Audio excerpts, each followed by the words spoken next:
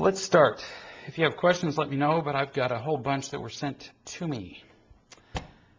This is somebody who says, I am new to real love. I'm working with a real love coach. I am stuck. My husband has decided that he wants a divorce. He just doesn't want to be married to me anymore. He wants to find a new partner. Yeah, that'll be the solution.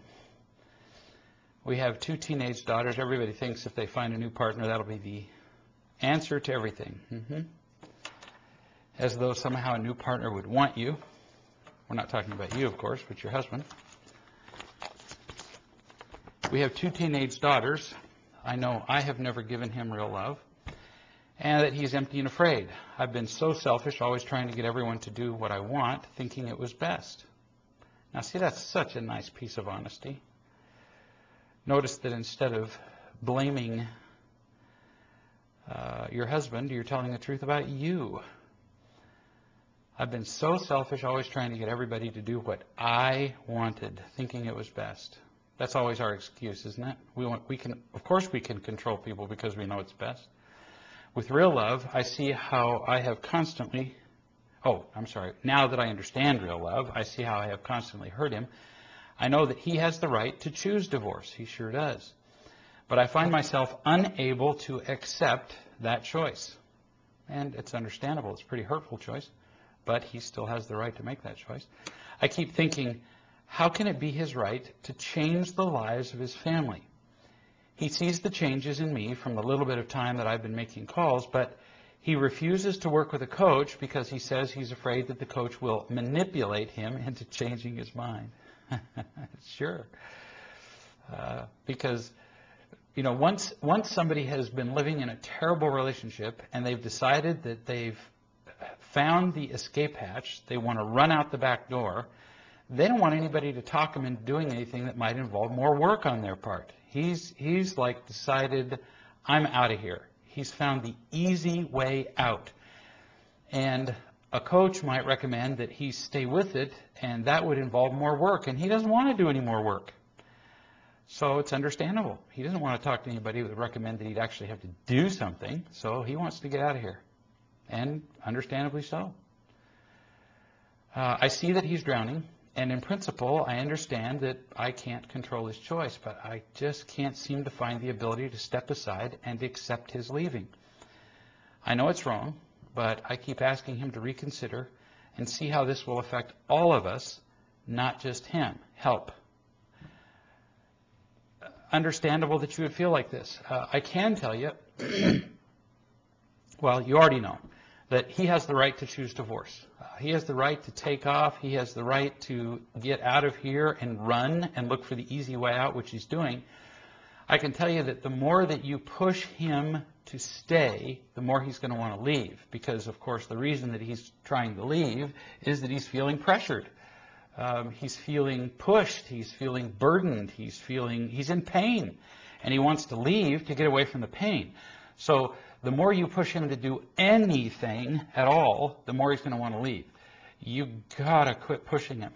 And so rather than say, can you see what you're doing to me and the kids, which makes him feel like I can't stand the burden and it's going to make him want to leave him even more, it's going to be way more helpful to him if you say something along this line. If you say, I really can understand why you'd want to leave.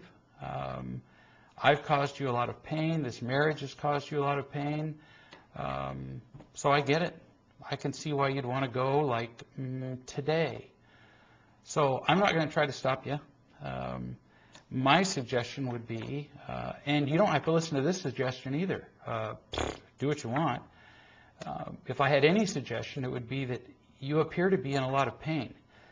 And if anything, my suggestion would be that you see somebody who would just help you with your pain so that you don't feel so uncomfortable, so that you're leaving and the divorce and the pain that you've experienced while you're in the marriage is something that you can deal with more easily. My concern is for you. So I would suggest a coach just for that reason, for you.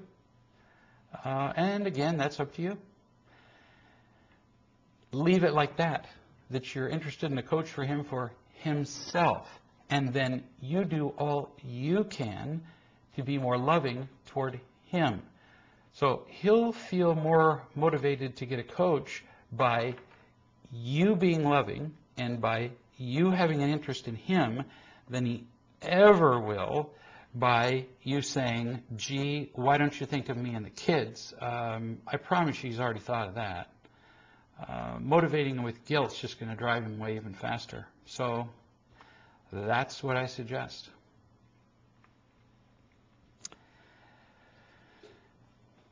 Andy and Lori say, a client asked me today about his children who are terrified of their abusive mother who constantly criticizes them. That sounds terribly reminiscent. I talked to somebody who gave me a scenario like that just days ago, and tells them that she hates them because they are just like their father. I bet that's fun to hear. The children are preteens, and they don't want to remain with their mother. But they're afraid that their mother will commit suicide if they choose to live with the father. Oh, my goodness. My client. What should my client do when it comes to someone who is constantly attacking those most vulnerable, the children? The courts will allow the children to live wherever they choose, but the kids are afraid of making this decision. What is the real love approach to the situation? Oh, man. Well, this ain't difficult. What I would do in this case is tell the father to, if it's possible, to allow you to talk to the kids. Because whatever advice he gives the kids, the mother's going to claim is tainted. And she's going to say that he told them to do something. So, you know, he's going to be ruined by whatever advice that he gives them. She's going to say he told them to do something. He could give them good advice, but she's going to twist it. So, since he is a client, I would ask him if you can advise them. And then I'd do this. I'd say to the kids, you know, your mother is your mother. You're not the mother. And between a mother and children, who's responsible for whose happiness? There's no doubt here that your mother is the more responsible here, not you guys. You guys have zero, pay attention to me here. I'm the counselor in this situation. I'm the coach. I'm the advisor. I'm the responsible adult. You have zero responsibility for your mother's happiness. None. And when your mother tells you that you are responsible in any way for her happiness, it is a huge lie. So if she tells you that she will do something terrible to herself if you guys don't blank, think about that. That means that for the rest of your lives, she can play this game with you. That means that now, if you don't live with her, she'll kill herself. That means if you don't do the dishes, she'll kill herself. If you don't give her the right birthday present, she'll be unhappy and kill herself. If you don't clean your room, she'll kill herself. If you don't blank, blank, blank, you will be hostages. You will be her slaves for the rest of her life. It's her responsibility to be happy. It has nothing to do with you. Not a thing. In fact, if you want to invoke this, depends on what kind of background she comes from. This is kind of up to you. But God gave her that responsibility, not to you. And it's none of you guys' business what she does. And if at some point she decides to kill herself, which, by the way, is really very unlikely. People who are really serious about killing themselves don't advertise it to their kids. They don't. They just do it. She's just blackmailing you. And blackmail, of course, not the kind we're talking about here, but blackmail is such a serious thing that in most states, actually all states, it's a crime. And to do it to a child, although it's not illegal to do what she's doing to her kids. Emotionally speaking, psychologically speaking, it is a crime. It's mean. And what she's doing with you kids is wrong. And I tell it to them that straight. These kids need to not be blackmailed by their mother. You need to tell them how wrong it is that she's doing that. And then you need to ask them, where is it that you'd be most happy and feel most supported and feel most loved and most nurtured? Because that's where you need to go. And you need to not go to the place where you'd feel most obligated to go because you feel responsible for a parent. Now, was any of that unclear? So you guys need to let me know, Andy and Lori, if any of that was vague in any way.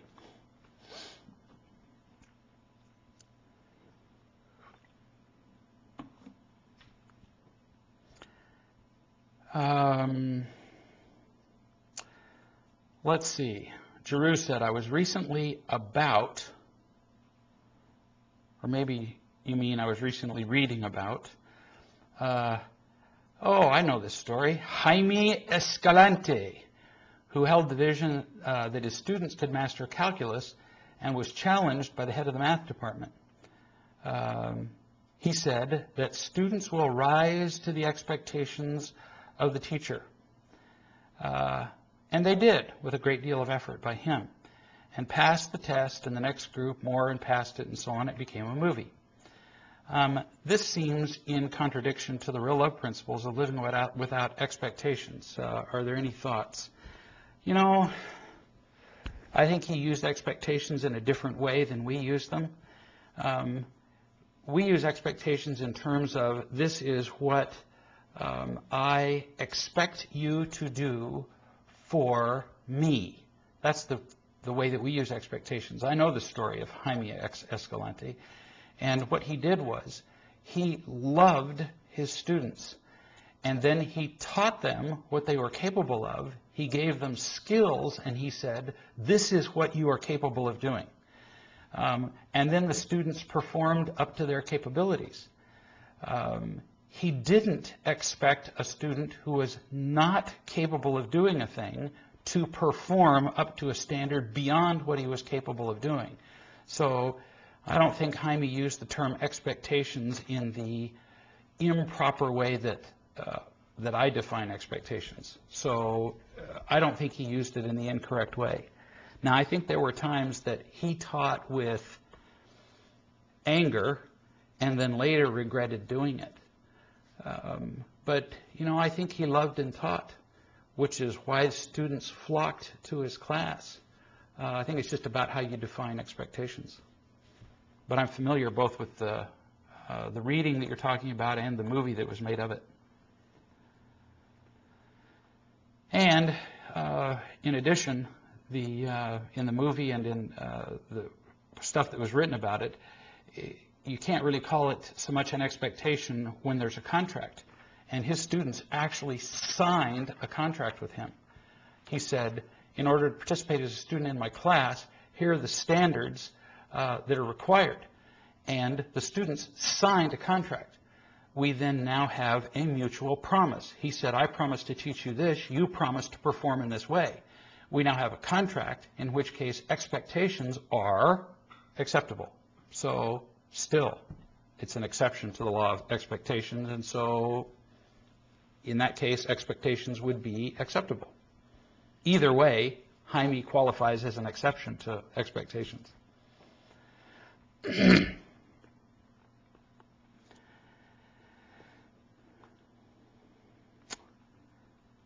All right.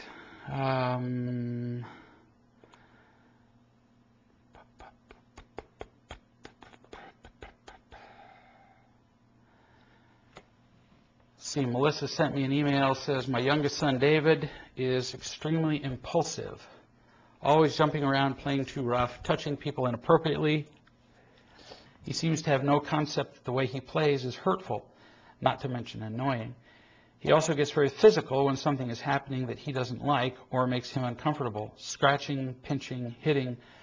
I've started sending him to another room saying that no one wants to be around someone who physically hurts them and that the consequence is separation. He really dislikes this, but nothing I do, taking away privileges, time out, taking away toys, nothing seems to make him get it. My oldest son is frustrated because he feels like David constantly hurting him, constantly hurting him, and he's right. He's beginning to hit back, which puts him in timeout or losing privileges as well. I would appreciate any suggestions about how to teach David to stop hitting, biting, scratching, pinching, etc. Obviously I'm not there when you do this, but my experience with parents who have children who do this and the child keeps doing it is this, is that the parents who do this don't respond immediately when the child does it. I've watched parents do this, and what happens is that the child hits, bites, scratches, and then the child does this for several minutes, and then the parent finally says, "We really don't like it when you," and it turns out that the parent has waited way too long. And then the child can't figure it out. See, training a child not to do this is a great deal like training a dog. You have to respond when the child does this right now.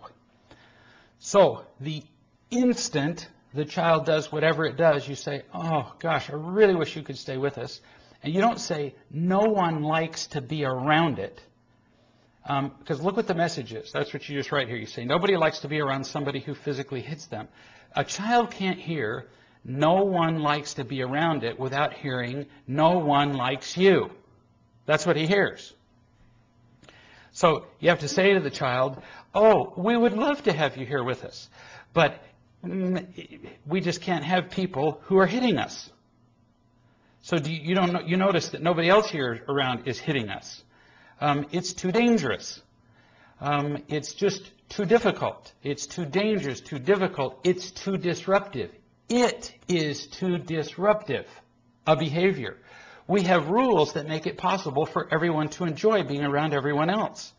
We have rules. It is too disruptive. You don't say, "We don't like to be around you," which the child hears as, "We don't like you."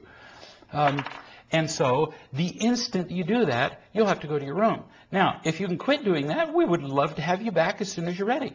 But you have to stop them right then. So they have to quit and go to the room. And if that means that you have to stop them 20 times in a day, then fine. But then they have to stop watching television. They have to stop in the middle of the meal. They have to stop whatever it is. And if that's just really inconvenient to you and to the family and to the kid, that's the point, is that it has to be really inconvenient. But you don't make them feel bad about them. And you can't express disappointment and irritation, but it's immediate and it's every single time and it's consistent. And if the kid keeps it up, then they may have to stay in their room longer. And one thing sometimes you have to do is if the child is upset, for example, if the child is crying, whatever, then you take them to their room and you may put them in their room. And if they're screaming and crying, you may sit outside the room, for example, and check on them and sing songs to them, or say, "Gosh, we really miss you out here, and we sure look forward to you." Mind you, this is me pretending to be you, and so you're just sitting out there in the hallway and reading your book or whatever, and saying, "Gosh, we sure look forward to having you back," and because you're not the least bit concerned about it, because you're being loving, and sure look forward to having you come back when you're not hitting, and because nobody else out here is hitting. But they catch on that there is no hitting. We don't do hitting, ever. And he doesn't ever hit twice. No, he's gone as soon as there's hitting once.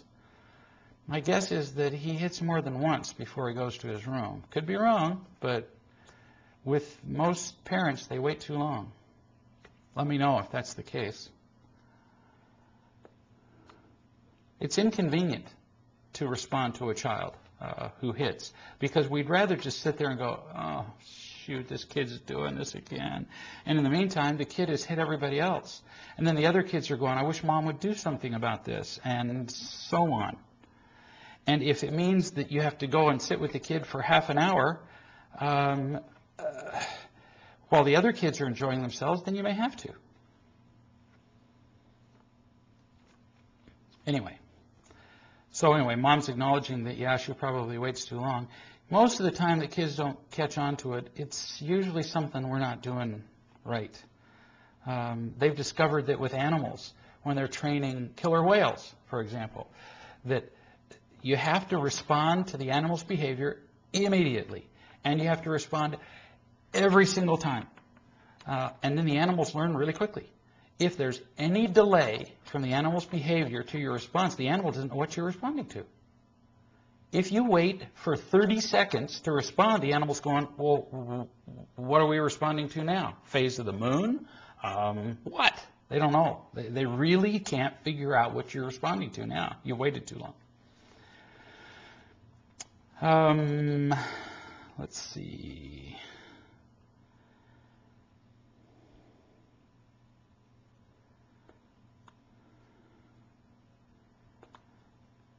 See, what we do is we wait until it's sufficiently inconvenient to us, and that's not the time. We have to do it to teach them something.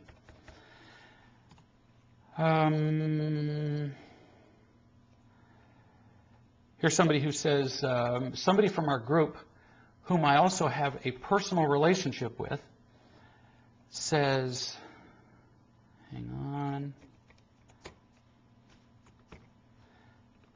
things to me like, I love you and care about your happiness. This is funny. The issue is that it almost never sounds sincere. I know from his sharing in group that he has other people in his life that have had issues with his angry tone. And this is a general challenge for him. So this is a fairly angry, irritated person, and yet he still says things to people like, I love you and care about your happiness. So essentially this person is saying, I don't believe him. Is there a loving way to share how insincere he sounds, or is it any of my business? My instinct tells me that he could hear me and would appreciate the information. But, hey, I've been wrong before, like all of my life. That's pretty good. This is a tough call, because you got to remember that here's somebody who's learning about real love, and if they're just learning about real love and they say to you, I love you and I care about your happiness, well, wouldn't they mean that as much as they can? He means it as much as he knows how, right? And yet, most of his life he's angry. So in the moment that he says it to you, he probably does mean it. So, really, what's there to say to him? Now, if he says to you, I love you and care about your happiness, and 2 minutes later he's angry, in that moment, you might say to him, when you are irritated, and 2 minutes ago you tell me you love me and care about my happiness, it makes me wonder if you mean that. And I don't require that you change. It makes me wonder. Now, I would only say that if I were in a wise man group, and the understanding is that everybody in the group is there asking for information like that. I sure wouldn't ever offer that to somebody unless they'd asked for input like that. That's pretty challenging. But on the whole, when somebody says, I love you, they're offering you the best they got. So that's pretty challenging stuff that you're suggesting.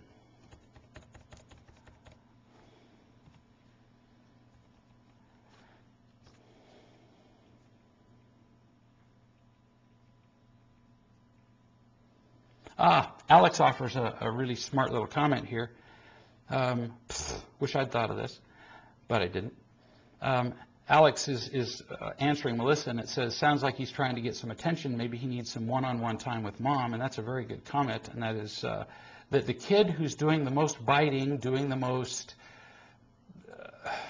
scratching, the most calling, doing the most acting out, is probably the kid that, if you can, needs the most extra little one-on-one time. So this is the kid who, if you can think of it, like when it's bedtime, if you can spend an extra 2 or 3 minutes or whatever, or an extra 2 or 3 minutes during the day of looking this kid right in the eye and, how are you doing? How is your day? Regrettably, these are usually the kids who are the most irritating. And these are the kids who we tend to spend the least time with. But these are the kids that we need to go out of our way to spend the most unsolicited one-on-one time with. These, regrettably, are the kids who whine the most. And so these are the kids who tug on us, and it's like, well, Mom. When you then spend time with a kid like that who is demanding attention, sorry, but that time doesn't count. It really doesn't. A kid who whines, and then you spend time with that kid, you need to, but do you know that to that kid that time then doesn't count for spit? It really doesn't. And it's because it wasn't unconditionally given. If I grab you by the arm and I say, spend time with me, and then you spend time with me, that's not going to register as unconditional love to me. You will just have paid me for demanding your attention. And that's how it works with kids. You just pay them off when they whine. With especially demanding children, like this one, which is what Alex is pointing out brilliantly, we have to go out of our way to spend extra time with those kids. And I've done this with a lot of parents. You spend extra time with that kid, and that kid will tend to become, over time, less demanding. Brilliant observation.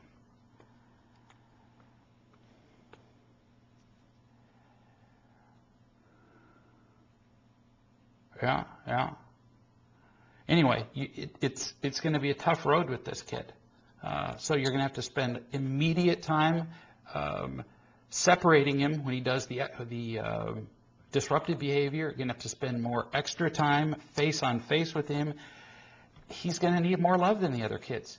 And if that means that he requires more love than another child, tough. There's no such thing as loving children equally. Okay, well, I'm going to spend 15 minutes with this guy, 15 minutes with this kid, and 50. Sometimes one child requires a great deal more attention in order to feel loved than another child does. That's the way it goes. Wait till you have a kid who's like autistic, for example. Holy smokes. A child like that can just consume family resources and love to a point you just can't believe. It's the way it goes. Kids are disproportionately needy. Pleasanton. Inga. Miss Inga Yeckhart. I love that. Inga. I always wanted to be named Inga, except it would have been a real handicap in school. Inga and I talked today because I got to go and pay a visit to a school in Montana. Her son is at that school, in fact. A bunch of kids who are all attending a kind of really neat school, actually. Pretty much every kid there is attending this school because they've been thrown out of some other school. Kids who've been challenged in some way, kids who are addicts, kids who are behavior problems, and so on. I don't know if there are any just regular behavior kids there or not. I don't think so.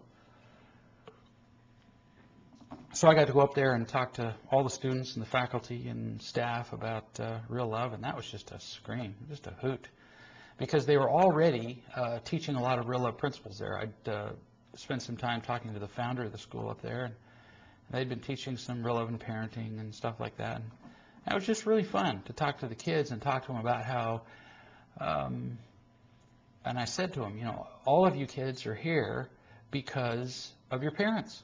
I mean, your parents put you here. And I don't mean your parents put you here because you were troublemakers. It's your parents' fault that you're here. You could have heard a pin drop at that point, because they'd all got that their parents had put them there involuntarily, but nobody ever has the guts to say it's your parents' fault. I mean, one little girl even, like in tears defending her mother, no, it's not my mother's fault. And I said to her, so whose fault is it? The mailman, the gas station attendant? Who taught you to live like you live? Who? Well, your mother, because her father was long out of the picture. It's your mother. We're not blaming her. I mean, her mother taught her, and so on and so on. But our parents teach us the way the world is. So, yeah, it is your mother's fault. But she was doing the best she could. The point is it wasn't you that taught you to be the way you are.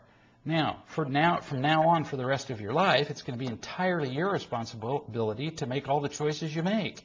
So we're not about blaming her.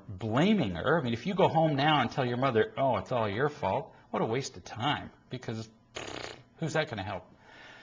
But at least you get that. At least you understand now how you got here. Our parents really do teach us the way the world is. Now, you get to choose whether you want to keep this up or whether you want to change it. So it was a hoot to watch them get that, oh yeah, all right, we get this now. We're not being blamed. There's not something fatally wrong with us. Our parents taught us this.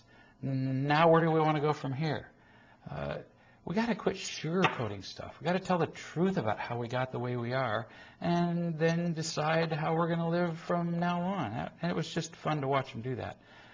And it was fun to meet Inga's son. Inga didn't completely destroy the kid.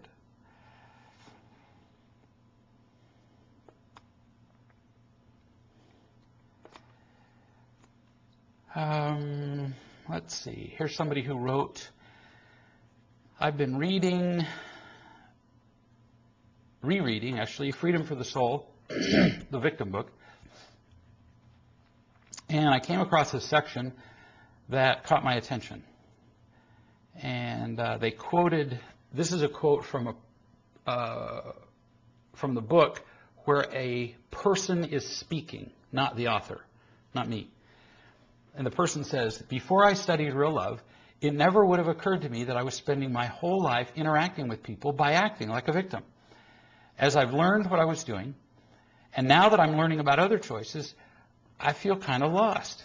I hardly know who I am. If I don't act like a victim, I don't know how to relate to people anymore. I feel confused. Now, he's going back to quoting the book, which is quoting me speaking. He said, it says, we all need a role to play in the world. Our role gives us a comfortable and predictable way to feel actively involved in the world and connected to other people. In our roles, we feel comfortable, useful, and safe. Even though the victim role isn't healthy, it feels better than having no role at all. Delightfully, we don't have to play out for the rest of our lives the roles we learned as children. We can learn to give up our roles as victims, for example, after which we can learn to fill much healthier roles and find a level of happiness that was completely unavailable to us as victims. And then the person who wrote the email to me is now back to speaking. He says, I understand how this person feels when they say they do not know how to relate to people. I see the world through a different lens now, and interacting with it is difficult because I have not tools to use. My only tool now is love. I have not tools to use.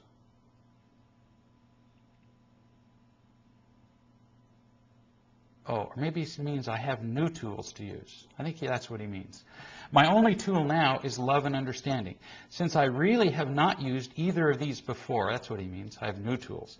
I feel like a baby learning to walk and talk. Yeah, it was just a typo. I desperately want someone to hold my hand, but I know I'm the one that's taking the steps and I must learn by myself. I have not read Real Love in the Workplace yet. However, I find it very interesting to see that with real love, a person could change their role in life and therefore change their role in the workplace. Getting a person to this gray space is a feat in itself, but having mentors to help guide this person on their journey to an entirely new role in life would be the most amazing feat ever. Yeah, that's what we're doing with the Real Love in the Workplace program. That's what we're doing with Real Love Coaches, is to hold people's hands while they completely change their role in life. That's the whole goal of coaches. That's the goal of the website. It's the goal of this webcast. It's the goal of the books, is to help people change the entire way they live. That's it. Most managers know their employees and their roles, and they move them around the chessboard to be successful. Crisis management and babysitting in most cases. What may be possible with Real Love is that you can change, oh, this is sweet, is that you can change pawns into queens and kings. Do that again. What may be possible with Real Love is that you can change pawns into queens and kings. Kill me. Maybe it is better stated that these new players would not even be on the chessboard because they have moved to a new game in life, the field of life, not death. This guy needs to write a book. Crisis management and babysitting would end. If you could speak more or write a blog about guidance during this transition time, I've written a couple of books about this transition time, actually. That would be helpful. You give up who you think you are, and now you're in a new space, and you must strive not to use these getting and protecting behaviors, old habits. How do we progress from here? Practice love and understanding all the time. What are some healthier roles? How you make the transition is by continuing to read, by continuing to go to Real Love groups, by coming to the webcasts and continuing to practice telling the truth with people. Practice, practice, practice. That's how you make the transition. Because when people first learn about the principles of real love, it can be just absolutely overwhelming, disorienting, bewildering.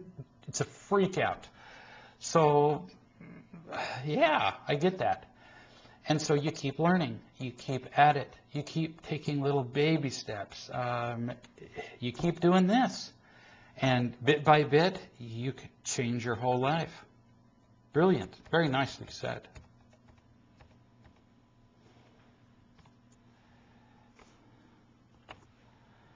Very nice indeed.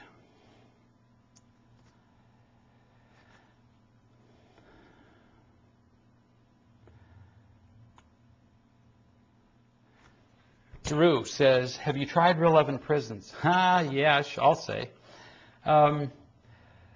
Let's see, to answer your question, I've gone into prisons and done Real Love seminars live in prisons. And the people in prisons love the seminars. In one case, I went into a prison and the warden met me at the door and said, so what do you plan on doing? And I told him what I planned on doing, and he said, well, good luck. He said, the record is 5 minutes. I said, record for what? And he said, that's the longest anybody's ever lasted doing a seminar with this group. I said, what do you mean?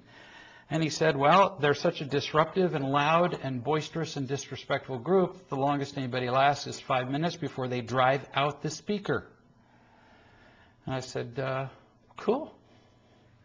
So 2.5 hours later, there wasn't a dry eye in the room, if that gives you an idea, because all the prisoners there understood that I wasn't there to criticize anybody. Wasn't there to tell them they needed to change anything.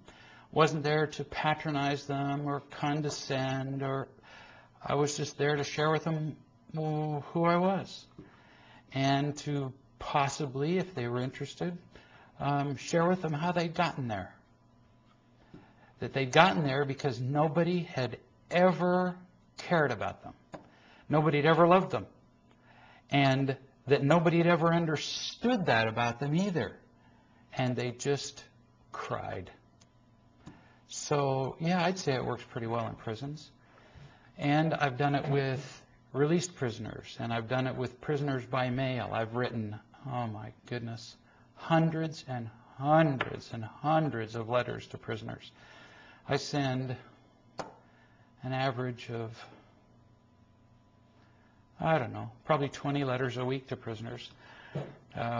We have a prisoner rehabilitation program with Real Love.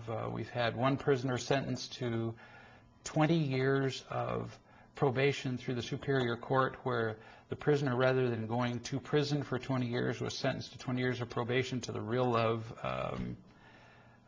rehabilitation program so that he serves his sentence under our supervision. So we have a lot of experience with prisons, not just a little bit. And the success rate is like phenomenal. The only reason people go to prison is because they don't feel loved and they act it out. So if you love them, gee. And we've worked with everybody, you know, who's from shoplifting to murder. So it doesn't really matter what you've done. It's all getting and protecting behaviors. What's the difference?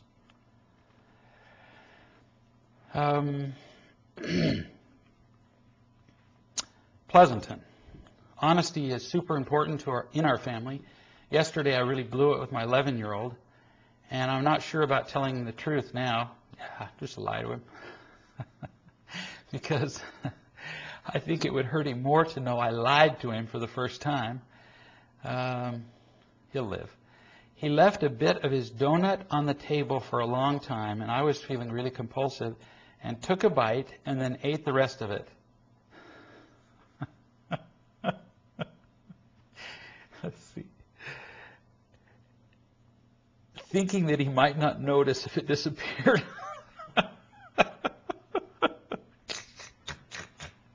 This sounds like something I would do.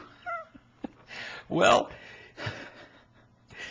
he did notice it, and when he asked where the donut was, I pretended not to notice and mumbled, I don't know. I was tempted to tell him the truth, yet I've never lied to him. Gee, that's amazing. I've lied to my kids many times. And I was afraid of really hurting him by having him know that his mother lied to him. It feels like a big deal, yet a few friends think it was no big deal and laughed. Do you suggest telling him that I lied? I really don't feel good about that idea, and I've decided to make amends by changing my behavior toward him now. Oh, sweetie, this is easy. So, what you do is, there's no grief here. See, the big deal you're making of it is making a big deal of the lie. So, the only way we can teach our children to what it means to tell the truth about themselves and not make a big deal about their mistakes is if you don't make a big deal of yours. You get it? So you can't expect them to be able to come to you and say, Mom, I made a mistake, and not make a big deal of it until you teach them to admit your own mistakes without making a big deal of them. So that's what you do. So the next time you see him, don't wait for a drum roll. Don't let tears run down your face. Don't do this. So what if you've never lied to him before? The next time you see him, you say, Fred, or whatever his name is, or her. Did you say him? Him? I think somehow I got the idea it was he. You sit down, you say, Fred, I have a confession to make. The other day when you left your donut out on the table, I was overwhelmed with greed and I took a bite. And then somehow I thought that you wouldn't notice that the donut looked incomplete with a bite in it. So I thought that it would look better if it just weren't there at all. So I ate the whole thing. And then when you asked about it, I just was too embarrassed to tell you I'd eaten it. So I went, I don't know. I lied. And then I was too embarrassed to tell you I lied. So first I ate it, which was wrong, and then I lied about it. My mistake, And you don't grovel and apologize and, oh, your mother, you just say, I lied, I was wrong. And you're done. And see, this is the part we hate. We hate being completely out of control. Then it's entirely up to him whether he forgives you. See, we hate that part. We want to be in charge of whether it's a big deal or a small deal or whether he forgives. No, no. Now you're completely out of control now. Now he gets to decide whether he's going to hate your guts forever, whether it's a little thing, whether it's a big thing. No, you just tell the truth, and now you just get to wait and see what he does. Don't you just hate that part? But that's all you got. So live with it. And you know what? It won't be so bad. But do it soon. And let me know how it goes next week. I'm kind of dying to hear. Oh, then somebody asked here, should she offer to replace it? No, it's just a donut. Good grief. Stuff comes and stuff goes. I mean, she's going to feed him tomorrow. If it was the last donut on earth, maybe. I mean, if she'd wrecked his bicycle, I'd replace it, but it's food. It's not like she took that donut and he's not going to eat tomorrow. No, he's going to do just fine. It's nothing. It's just food. It's not an irreplaceable item, like his shoes or a bike or a car. No, just food. I love this story. He assumes the dog ate it, which, by the way, would be a great way to tell the story. You could say, Fred, I'm the dog. As the dog has eaten many things off the table, and he loves the dog, so I know he'd have been more mad at me eating it than the dog. Hysterical. What a great story. Let us know how this worked out the next time, or next week. I have don't make a big deal of this, remember. This is just an example of truth-telling. I have a friend, Andy and Lori says, who seldom leaves his home. He experiences chronic head and stomach aches nightly, and he seldom falls asleep before 4 a.m. This does not sound happy. He feels that he's losing touch with reality. This is somehow not a surprise. And that he might be depressed. You think? Which he doesn't wish to admit. I mean, look at the symptoms. Head and stomach aches. Disruption in sleep pattern. The possibilities that he might be depressed are high. He's locked in fear. Let's see, he has, 8 of the 9 symptoms of depression. What would you recommend he do? He makes some calls, participates in real love conference calls, attends loving groups, but he's freaking out. He needs to go see a psychiatrist. He really does. Feels like he's losing touch with reality. He needs to go see somebody. I mean, real love is easily the most phenomenal answer to psychological pain on the planet. But when you have symptoms like this, chronic physical pain, can't fall asleep, losing touch with reality, locked in fear, is participating in real love conference calls, but can't let the love in, the man needs some sort of medical help. Or he's not even going to let the love into his life. It can't even start working. So in this case, you get a medical consultation. And I would not recommend that he go and see a regular family physician. I mean, in a case like this, now, if this is a recent onset thing, if this guy's only been depressed like this for, 3 weeks, 4 weeks, and you can tell me this here in the little box, if this has been a recent onset thing, go see the family doctor. But I'll bet you, just guessing before you give me the answer here, that this has been going on for a very long time. And if it's been going on for a very long time, he needs to see a psychiatrist, because these guys are trained in diagnosing. People don't get that depression has many faces, and that there are 30 different drugs for treating depression, and most family physicians just are not capable of keeping up with all those different drugs and their various interactions and side effects and all of the stuff. And so he needs to get an appointment to see a psychiatrist, and he needs to get an appointment right now. Because if he gets an appointment right this minute, it's very unlikely that he's going to get in to see somebody before 4 to 6 weeks. So living like this is like living in hell. These people are in horrifying psychic pain, more than people can imagine. So I would say to this man, you know, there's no reason to live in hell. There really isn't. And I'm just going to ask you, please, to get an appointment. And the appointment's not going to be for 4 to 6 weeks, so you got nothing to lose by making the appointment. And as we get closer, if you decide you want to cancel it, fine. But let's make one. In fact, how about if you let me research and find you a good physician, and then I'll come over to your house, or I'll help you make the appointment, but let's get the appointment made. This is one of those few times in life when you care about somebody enough where you say, let me help you do it. And you sit next to them on the phone and you help them dial the phone and you do it. Why? Because in most cases, they are so incapacitated that they're not even capable of making a rational decision to do what they need to do. That's how crippled they are.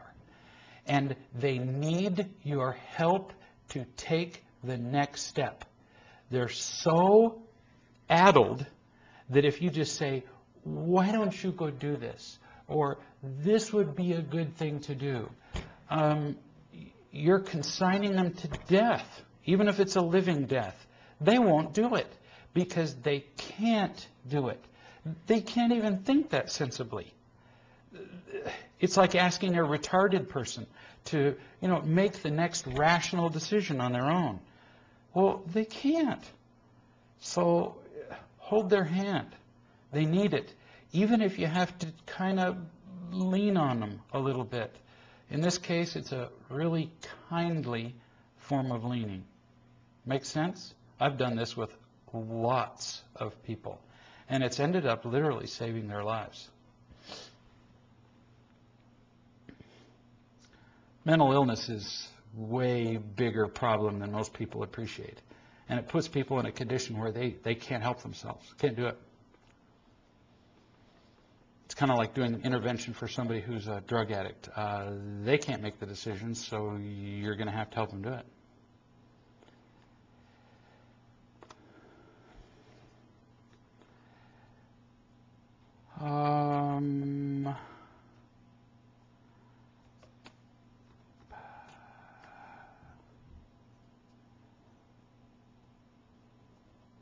My husband has decided against coming to our weekly Real Love group in the past 6 months. Prior to that, he'd been attending for 3 years. And when he was attending, he was much happier and kinder. And now our kids desperately want him to go back. I'll bet.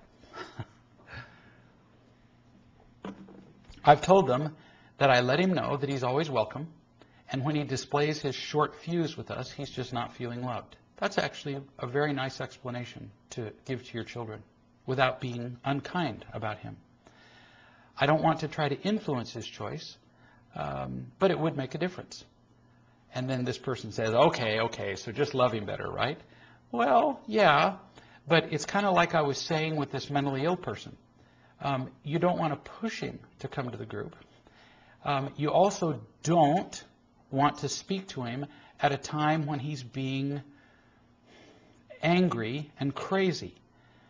But you might occasionally, and I mean like once a month maybe, speak to him at a time when he's not being all nuts and angry and say, Fred, whatever your husband's name is, I've noticed that lately compared to months ago when you used to go to the Real Love group, you seem to be much happier.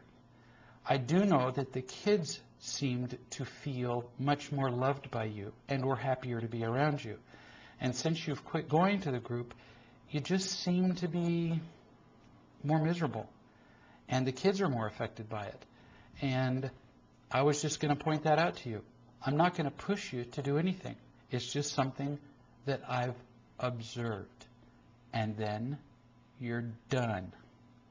If you push him, he'll push against you just because you pushed him. Really, just for that reason. But if you just share the observation and say, I'm not going to push you to do a thing, I'm just sharing with you something that I've noticed, and I share it with you only because I care about you being happy. Period. And you walk away. You're done.